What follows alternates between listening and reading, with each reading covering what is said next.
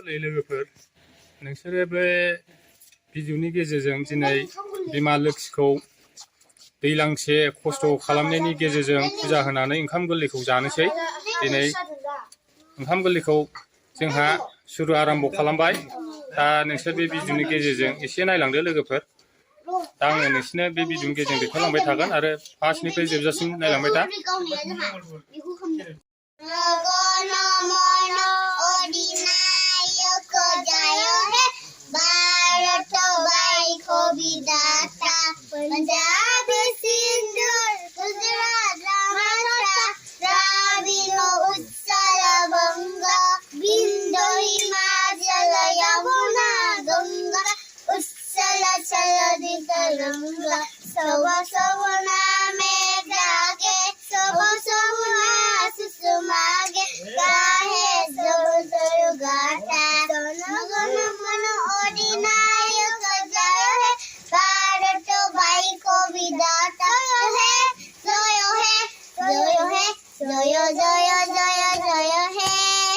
आखाइ दिखोदो खर'आव होनांगौ आखाइया ओरैसो लानांगौ।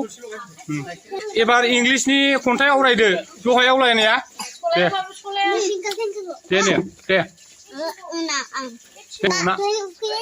औ दे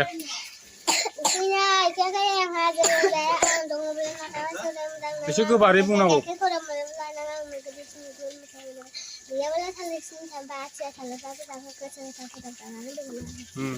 बिसोर खन्थाइ आवरायबाय।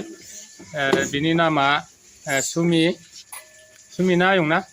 खन्थाइ आवरायदो दे नोंसोर सानैबो लोगोफोर नायदो नै बिसोर खन्थाइ आवरायबाय।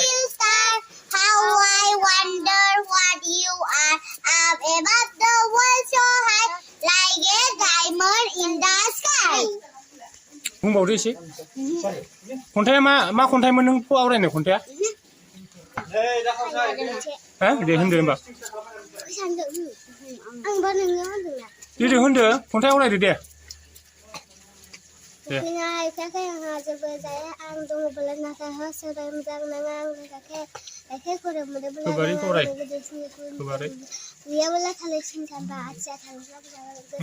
गोबारै होन खन्थाइ आवरायखांबाय बिसोरो। दे जनगन दे नों फार्स्टखौ दे ओरै खाथियाव फैदो। जनगनखौ बुंसिगोन बिसोरो उन्दैफ्रा रानिमोना दे।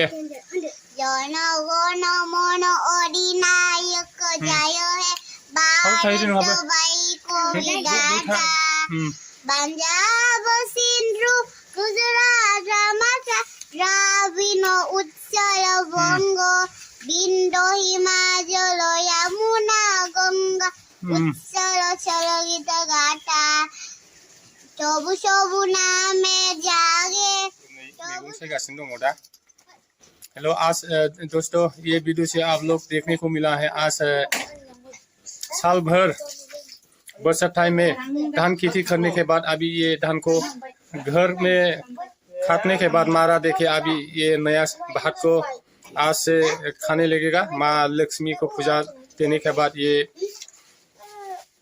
पूजा देने के बाद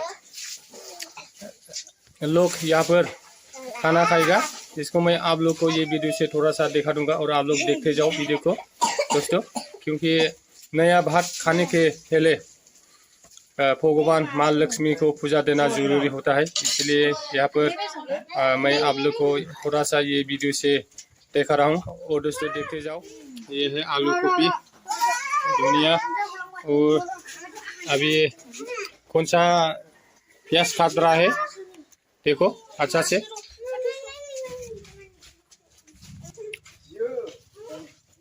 क्योंकि यहाँ पर माँ लक्ष्मी को पूजा देने के बाद और ये महादेव को पूजा देने के बाद ये नया भात को पहले भगवान महादेव और माँ लक्ष्मी को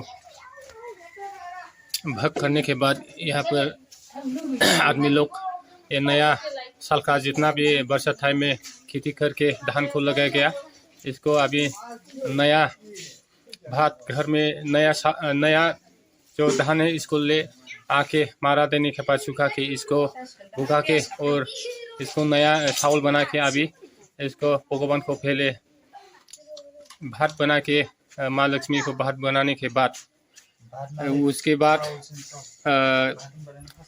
हम लोग खाने लगेगा। इसको हम बोलते हैं नया भात। देखो दोस्तों, अभी पूजा करने के लिए बैठ रहा है।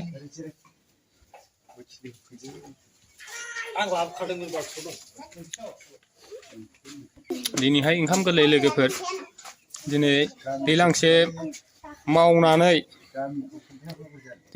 मावनानै जोङो दा माइखौ हानायनि उनाव मारा होखांनानै माइखौ फोराननानै बेखौ माइरं बानायखांनायनि उनाव दा ओंखामखौ संनानै बिमा लक्ष्मी आरो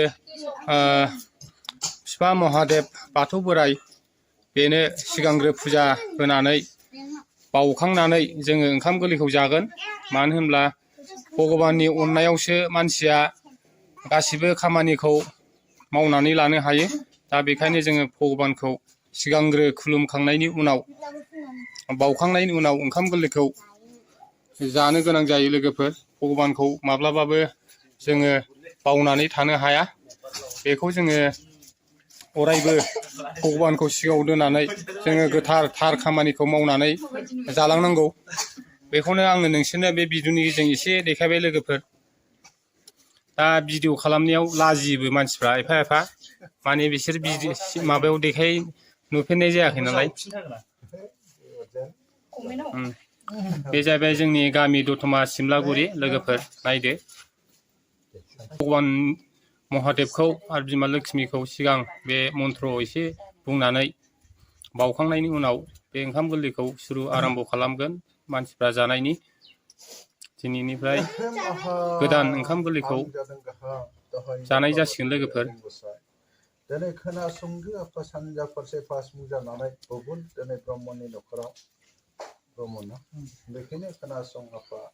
बोसोरसालिया बोथोरजों लोगोसे आइ बिमा लोखोस्रि माइनावखौ बरायनानै दुब्लिनि सनानि रं गुबै आइ बिमा दिनै दङ, नाथाय आइ दिनै न'खर फारसे लाबोबाय। बेखायनो आइ बिमाफोर दिनै सौयै खुयै दिनै खोनासं। बेखायनो दिनै माइरंखौ दिनै पबित्र फिथाइनानै जोङो दिनै माइरं गोरलै गय गोरलै फाथै गोरलै बावनानै आइ बिमा गंगा देबिनि मुङाव दिनै जोंनोबो हरदो आइ बिमा न'खर फोथारनायनि सान्थि खुंग्रिनि मुङै होदों आइ बिमा नोंसोरनो। बेखायनो खोनासं आफा खोनासं आयै दिनै गुबुन गोथार सान्थिखौ हरदो। जोंबो दिनै मुनुसमाया जानानै जाना फैनाय सुवा बादाफोरखौबो बोस्रांलांनो थाखाय नों बिमान दर्शन थानाय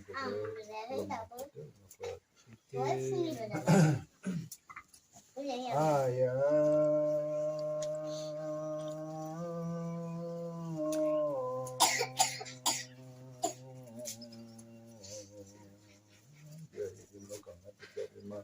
Henna song lama dotukani ang boro jimadare gunira ang gutumi tam kada sodo bata gade gara hake hone ko kana so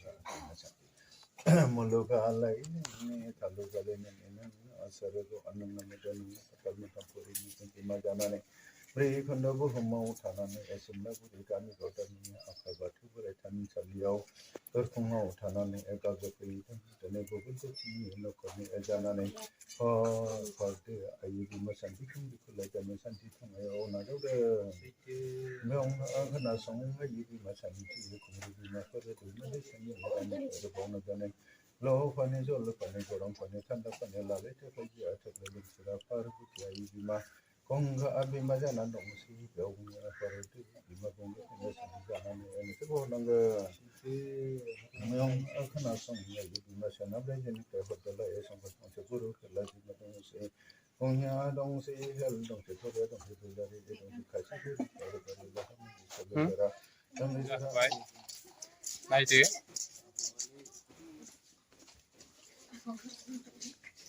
नायदो नै लोगोफोर, भगबानखौ सिगांग्रो फुजा होनायनि उनावसो ओंखाम गोरलैखौ जागोन जोंहा।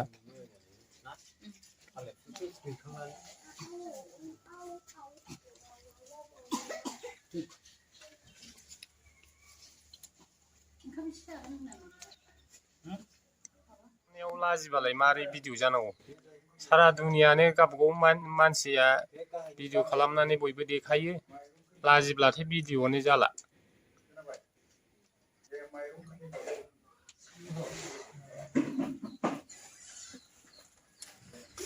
ओंख्रि संगासिनो दं लोगोफोर नायदो नै बियो माजों संदों बेखौ थागान्दा अमा ए जारौमोना ओंख्रि संगासिनो दं नानिमोना अनलाजों ना अनलाजों नाजों बे मोजाङै नायनिब्रा दे थागान्दा ये है नया भात के लिए अभी सब्जी बना रहा है दोस्तों आप लोगों को तो मैं पहले ऐसा नया भात कैसे खाया जाता है बोरो ट्राइबल आदमी लोग इसको मैं पहले वीडियो से बताया है दोस्तों देखो और ये है ओनला ओनला का मतलब है जो चावल को गुड़ा करने के बाद इसको अच्छा से यहाँ पर पकाया गया है दोस्तों देखो बहुत अच्छा है ये इसको बोलते हैं हम बोरो खारी ओनला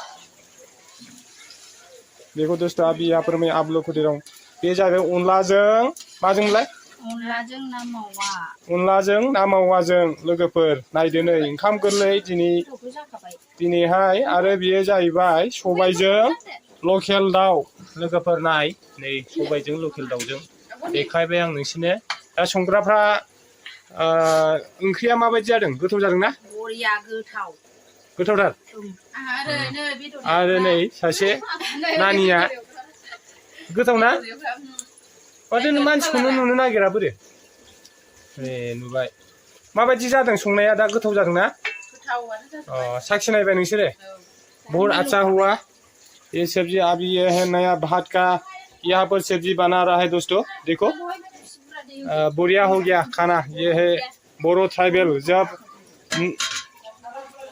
साल में बरसात टाइम में जो धान लगाया गया था इसको काटने के बाद और घर ले आके इसको मारा देने के बाद जो धान को सुखा के अभी इसको चावल बना के यहाँ पर भगवान माँ लक्ष्मी को पूजा करने के बाद और महादेव को पूजा करने के बाद माँ पार्वती और जो भगवान महादेव के साथ जो रहता है उसको पूजा देने के बाद अभी ये नया से यहाँ पर भात को बनाया गया है देखो दोस्तों आज से जब नया भात ये भगवान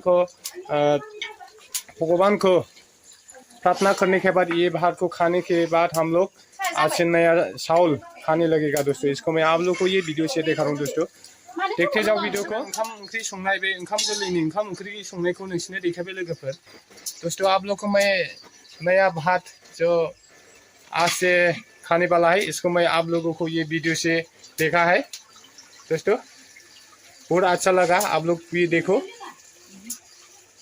आने लगा है नया साल का जो बरसात टाइम में धान लगाया गया था इसको पूजा देने के बाद अभी यहाँ पर भात बनाने लगा रहा है दोस्तों अभी देखो आप लोग को मैं ये वीडियो से दिखा रहा हूँ देखो दोस्तों ये है अभी यहाँ पर भात बना रहा है दोस्तों भात बनाया जा रहा है और ये सब्जी ये ओनला खारी है बहुत अच्छा है देखो इसको ओनला बोलता है नया चावल को गुड़ा करने के बाद ये ओनला खारी को बनाया गया है ये मछली से ये ओनला खारी को बना रहा है दोस्तों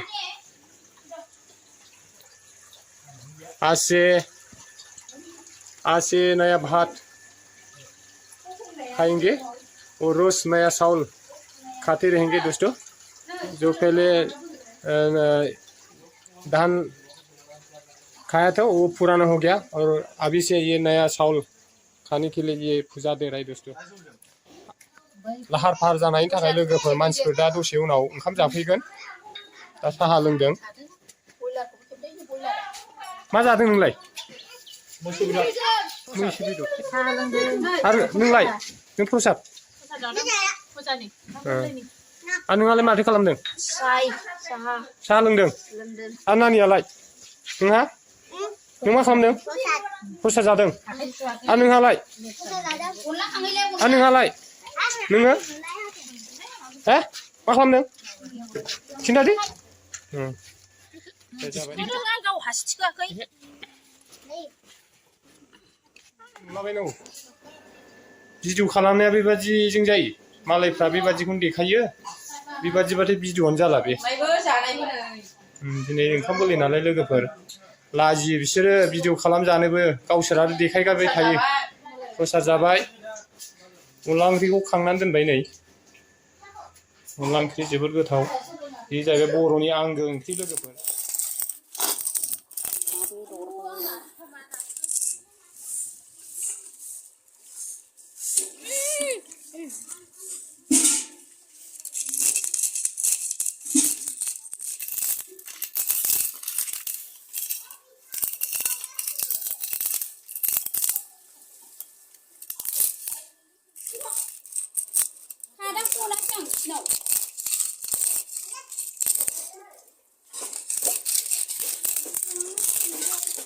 Ada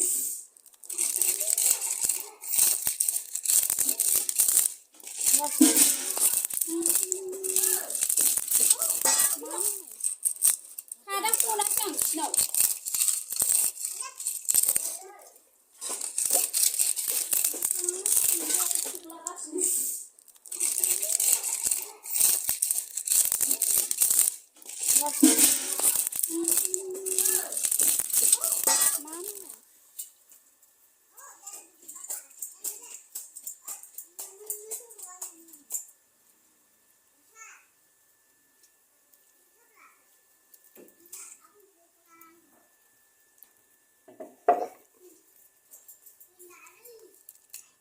आरो बे नारजि अमायाबो देखाय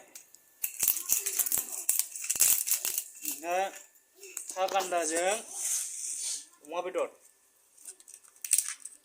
हांसो खुमब्रा